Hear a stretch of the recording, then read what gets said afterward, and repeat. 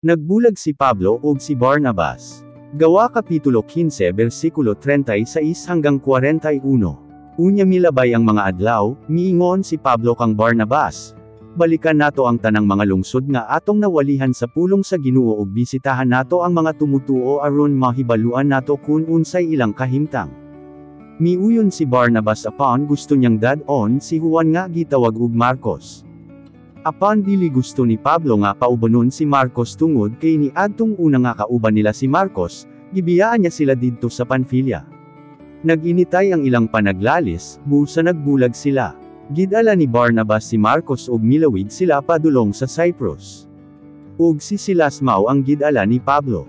Sa wala pa mulakaw si Pablo ug si Silas nag-ampo ang mga tumutuo sa Ginoo nga tabangan sila sa ilang paglakaw. Miadto sila si Pablo sa probinsya sa Syria ug Cilicia ug gilig-on nila ang mga tumutuo didto.